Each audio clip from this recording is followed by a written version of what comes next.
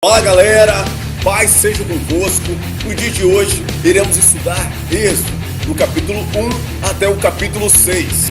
O nome Êxodo, ele significa saída ou partida. Isso porque ela foi traduzida do hebraico para o grego koiné. Isso nós vamos ler na Septuaginta.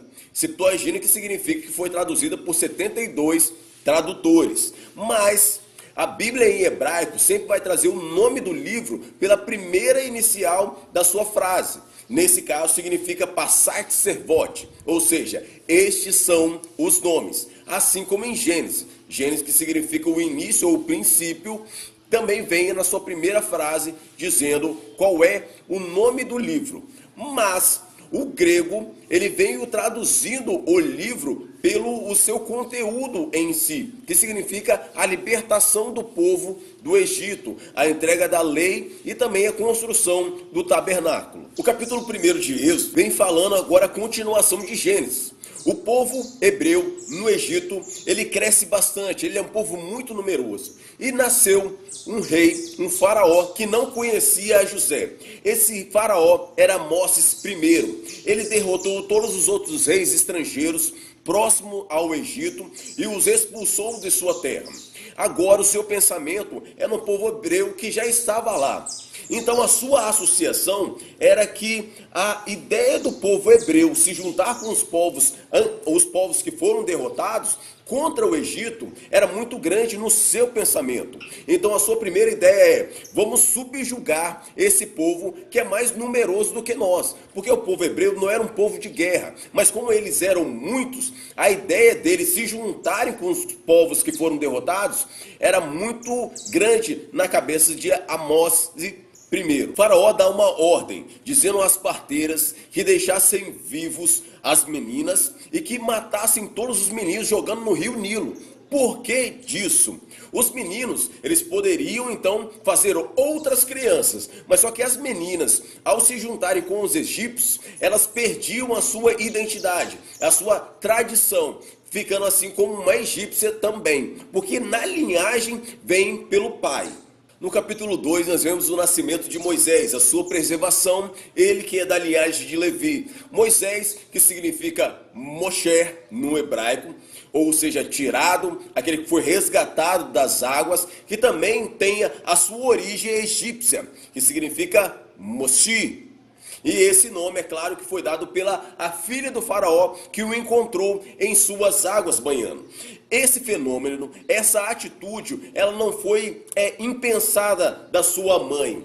A sua mãe e a sua irmã, elas pensaram nesse plano. Viram que a filha de faraó estava se banhando. E não era somente um banho, era um ritual. Então quando a criança passa por ele e ela avista aquela criança, ela entende que é um sinal dos deuses. E por isso ela decide abrigar e não matar aquele menino. No final do capítulo 2, nós vemos que Moisés, já adulto, com mais ou menos 40 anos de idade, ele vê os egípcios açoitando um hebreu. Nesse caso ele comete um homicídio. Logo mais adiante, ele vê também que há dois egípcios discutindo. Eles falam: você ficará como juiz sobre nós. E ele, temendo a sua situação, ele foge para a terra de Midian. A terra de Midian era a linhagem, a descendência de Quetura, que era serva de Sara, junto com Abraão, que descendeu sobre os midianitas. Jetro concede a Moisés a sua filha Zípora. Zípora, que significa um pássaro fêmea, ou simplesmente de ave. Ela se torna a esposa de Moisés, da qual eles têm o seu primeiro filho, se chama Gerson. Ou Gerson significa: eu sou um imigrante aqui. No capítulo 3 de Êxodo, agora nós encontramos Moisés ao pé do Monte Horebe. Horebe, que significa equivalente também ao Monte Sinai, que são duas montanhas próximas uma da outra. E depois nós vamos ver em João, que depois aquela mulher samaritana, ela pergunta aonde é que devemos orar e agradecer o nome do Senhor. Pergunta: não é nesse monte ou é naquele outro monte? E Deus responde para ela. Jesus, em sua personificação da encarnação do divino do eterno, diz que os verdadeiros adoradores adorarão em espírito e em verdade. Era comum no deserto algumas árvores pegarem fogo devido às altas temperaturas. Só que essa sarça, esse espinheiro, essa árvore aqui, ela pegava fogo de cima para baixo.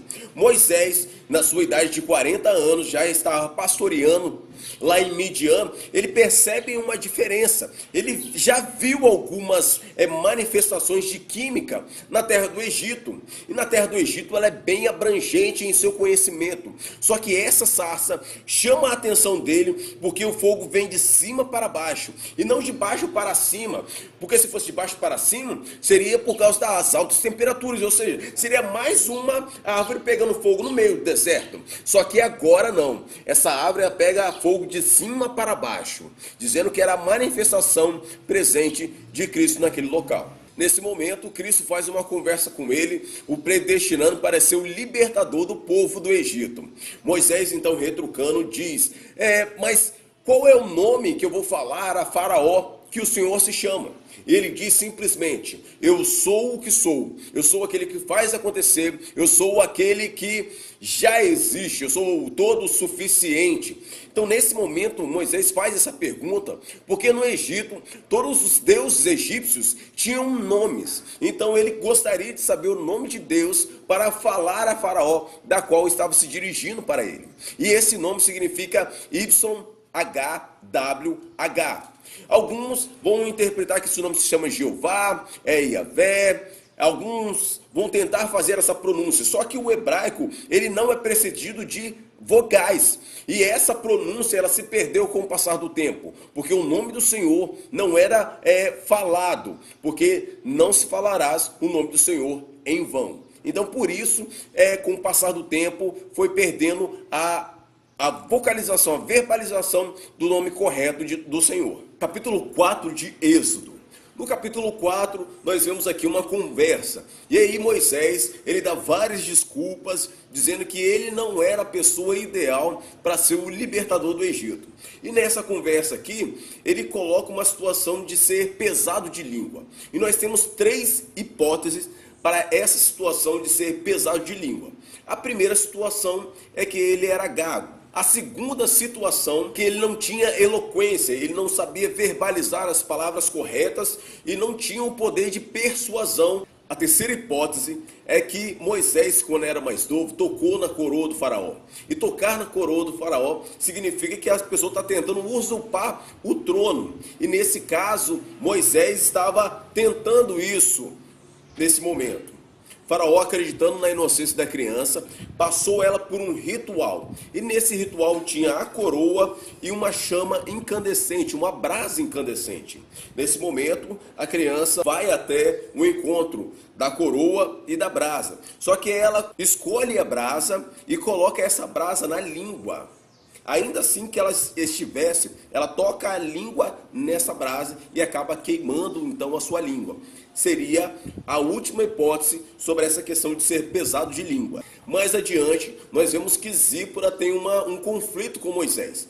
Moisés já tinha um filho com Zípora, o nome dele era Gerson, e até aí tudo bem. Só que agora Deus vai ao encontro de Moisés tentando matá-lo. Por que que isso acontece?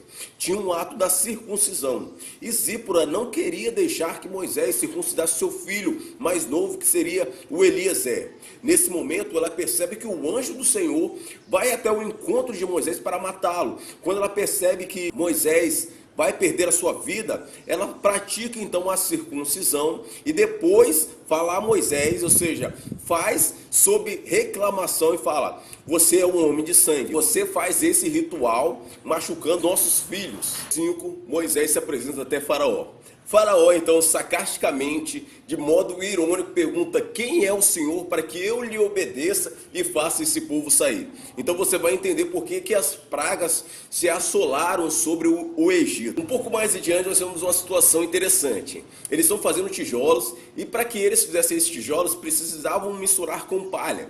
Isso aumentava a durabilidade do tijolo 3 vezes mais. No capítulo 6 nós vemos que o Senhor aparece a Moisés falando sobre a promessa de dar a terra de Canaã, que manda leite e mel, para o povo judeu, o povo de Israel. Então, nesse momento, é uma situação para animar os ânimos, para que Moisés volte novamente a Faraó e diga exatamente qual é o seu plano e o seu propósito. Bom, eu agradeço vocês que ficaram até aqui, assistiram esse vídeo completo, e amanhã nós iremos falar sobre as 10 pragas que assolaram o Egito. Muito obrigado e paz seja convosco.